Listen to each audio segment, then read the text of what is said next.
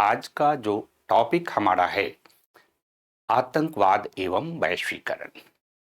आतंकवाद एवं वैश्वीकरण पर जब निबंध लिखने जाते हैं, बेसिक रूप से हम लोग इसको देखने जा रहे हैं कि आप निबंध इस पे कैसे लिखिएगा। और जैसा कि हमने पहले भी बताया है, कई हम लोगों ने बीपीएससी के लिए जो लोकोक्ति पर आधारित निबंध है उसको हम लोगों ने किया है।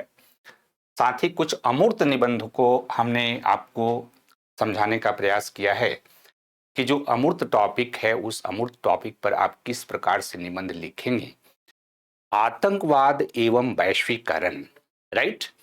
वैश्वीकरण को अलग अलग संदर्भ में आप इकोनॉमिक्स में पढ़ते हैं, आप पॉलिटिकल साइंस में पढ़ते हैं, सोशियोलॉजी में पढ़ते हैं। और आतंकवाद का जो प्रॉब्लम है यह भी विभिन्न विषयों में हम लोग पढ़ते हैं, लेकिन दोनों को आपस में कंबाइंड करके, कोरिलेट करके, और इस पे जब निबंध पूछा जाए तो उस निबंध को आप कैसे लिखेंगे और किस तरह से आप अपने मटेरियल को डिलीवर करेंगे, ये बहुत इंपॉर्टेंट है। तो इसके अंतर्गत देखिए, ध्यान में ये बात रखिए कि आतंकवाद के संदर्भ में हम लोग क्या जानते हैं कि आतंकवाद एक वैश्विक की समस्या है। ये ग्लोबल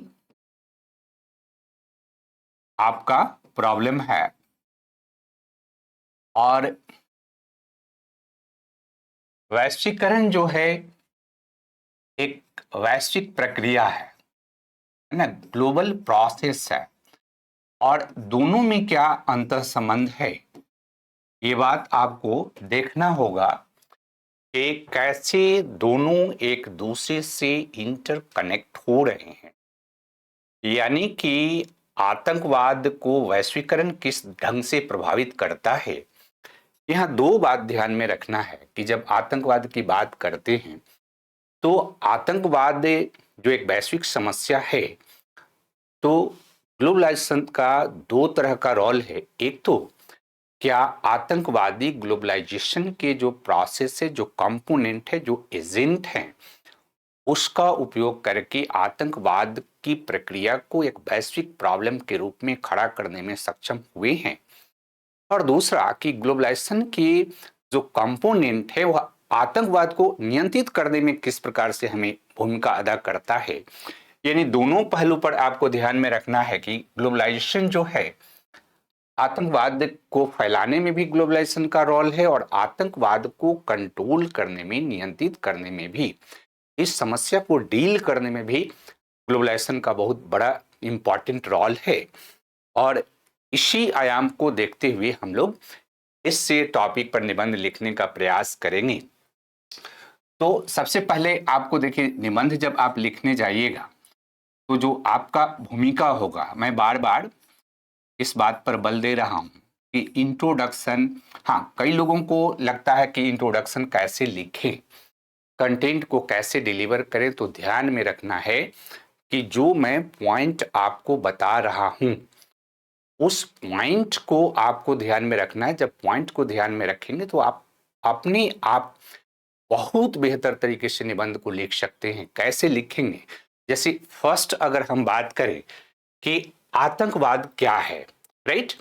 तो आतंकवाद यानी पहला लाइन आप लिखिएगा कि आतंकवाद एक एक एक ऐसी विचार या प्रक्रिया है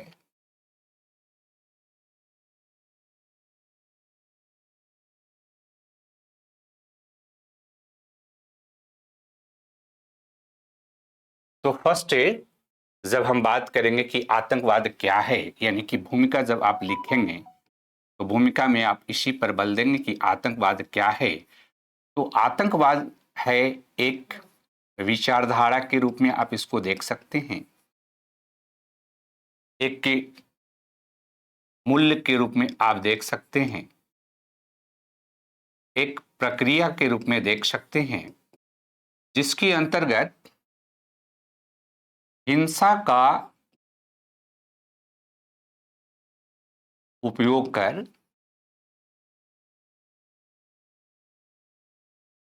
भयादोहन कर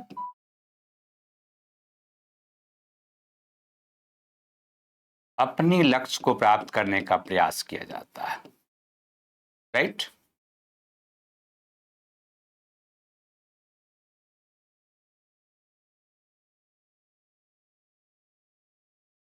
है ना? ये 3 बातें ध्यान में आपको रखना है कि पहला एक ऐसा थॉट, ऐसा विचार प्रक्रिया, ऐसा वैल्यू सिस्टम जो हिंसा को केंद्रीय स्थान देता है और हिंसा का इस्तेमाल कर समाज में भय उत्पन्न करता है और भय उत्पन्न करके और फिर अपने लक्ष्य को प्राप्त करने का प्रयास करता है। इस प्रकार की विचार प्रक्रिया, इस प्रकार के मूल्य, इस प्रकार के थॉट को हम आतंकवाद कहते हैं। राइट? तो पहला लाइन में आपको आतंकवाद को डिफाइन करना है। तुरंत दूसरे लाइन में जो है आपको एक कनेक्टर वर्ड इस्तेमाल करना है, जबकि वैश्वीकरण एक ऐसी प्रक्रिया है जिसके अंतर्गत एक देश की आर्थिक, सामाजिक, राजनीतिक प्रक्रिया का वैश्विक सामाजिक, आर्थिक, राजनीतिक प्रक्रिया के साथ समावेशन किया जाता है, इंटीग्रेशन किया जाता है। और इस इंटीग्रेशन के अंतर्गत यहां थॉट है कि इसमें पूंजी, श्रम, सेवा, तकनीक और ज्ञान का स्वतंत्र प्रवाह होता है।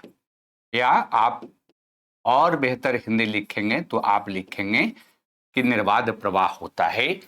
यानी जहां पर हम वैश्वीकरण को कह रहे हैं कि एक ऐसा प्रक्रिया है जहां की यह विश्व को आपस में इंटरकनेक्ट कर रहा है, इंटीग्रेटेड कर रहा है। और इस इंटीग्रेशन का जो मूल कंपोनेंट है, ये मूल कंपोनेंट यहां पर 5 इंपॉर्टेंट चीज को ध्यान में रखना है कि पूंजी, श्रम, सेवा, तकनीक एवं ज्ञान जो है इसका मूल कंपोनेंट है।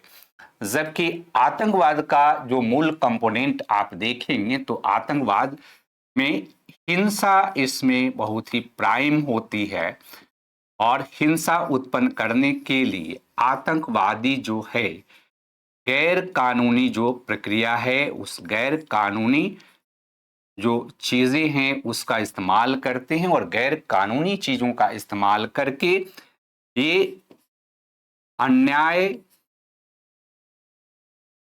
और विषमता और गैर लोकतांत्रिक कार्य करने पर बल देते हैं। राइट? यानी समाज की जो व्यवस्था है उस व्यवस्था के प्रतिकूल जाकर के उसको चुनौती देते हैं और चुनौती दे करके हिंसा के बल पर अपनी जो इनके लक्ष्य है उस लक्ष्य को ये प्राप्त करने का प्रयास करते हैं। इसको हम आतंकवाद कहते हैं। ठीक है? यानी भूमिका में आप इसको लिखेंगे। भूमिका में लिखने के बाद जो है आपको दूसरा काम क्या करना है कि इसके बाद हमें थोड़ी सी बात करनी है कि जो आतंकवाद है, ठीक है, इसके जो प्रकार क्या है, और तब हम वैश्वीकरण से इसको जोड़ने का प्रयास करेंगे। क्योंकि यहां हमारा कंपोनेंट जो वैश्वीकरण है उसको ध्यान में रखना है कि किस प्रकार से ग्लोबलाइजेशन जो है आतंकवाद को प्रभावित भी करता है और किस तरह से ग्लोबलाइजेशन जो है आतंकवाद को नियंत्रित करने में महत्वपूर्ण भूमिका अदा करता है। तो आतंकवाद के जो टाइप्स हैं उस टाइप के अंतर्गत कुछ इंपॉर्टेंट चीज आप ध्यान में रखिएगा कि एक तो हम कहते हैं वामपंथी आतंकवाद। राइट? और दूसरा हम बात करते हैं कि दक्षिणपंथी आतंकवाद। और तीसरा जो आप बात करेंगे कि निर्जाति राष्ट्रवादी आतंकवाद, है ना, इसको बोलते हैं इथनो नेशनलिस्ट।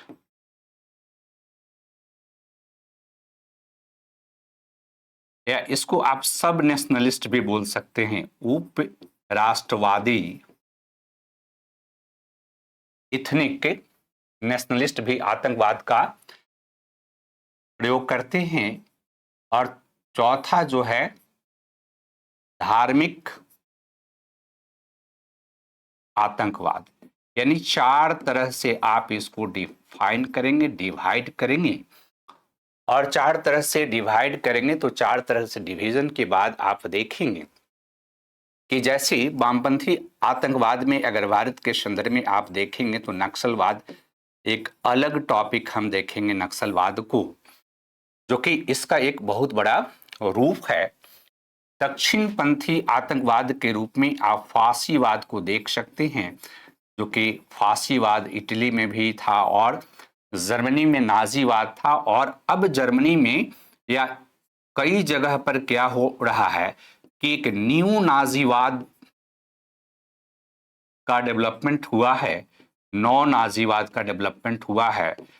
उस नौ नाजीवाद के लोग जो है फिर हिटलर की विचारधारा को एक तरह से स्थापित करने का प्रयास कर रहे हैं। टोटलिटेरियन स्टेट या टोटलिटेरियन समाज को स्थापित करने का प्रयास कर रहे हैं। और इसके बाद अगर आप बात करेंगे कि निर्जाति राष्ट्रवाद जो है ये विभाजनकारी है ना। विभाजनकारी का मतलब क्या है कि ये राष्ट्र को विभाजित करके और स्वयं के लिए एक अलग नेशन की स्थापना करने का प्रयास करते हैं। जैसे अगर आप देखोगे, इसके एग्जाम्पल आप देखोगे तो जैसे श्रीलंका में आपने देखा होगा, लिट्टे को पढ़ा होगा, लिट्टे की गतिविधियों को आपने पढ़ा होगा। तो लिट्टो क्या है, एक निर्जाति राष्ट्रवादी समूह था। और निर्जाति राष्ट्रवादी जो समूह था तो उससे एक तरह से आतंकवाद ही है। या भारत में आप देखोगे कि नागा जो आंदोलन है, ये नागा आंदोलन हो, मिजो आंदोलन हो, ये सब न्यू जो इथनो नेशनलिस्ट ग्रुप है, ये ग्रुप आतंकवाद का सहारा लेकर के और राज्य को विभाजित करने का प्रयास करते हैं और विभाजित करके अपने लिए सब नेशन की स्थापना करने का प्रयास करते हैं। और धार्मिक जो आतंकवाद है, जिसमें सबसे पॉपुलर जो चीज है, जिसमें आप देखोगे कि अल-कायदा है, राइट, हमास है, हिजबुल्लाह है,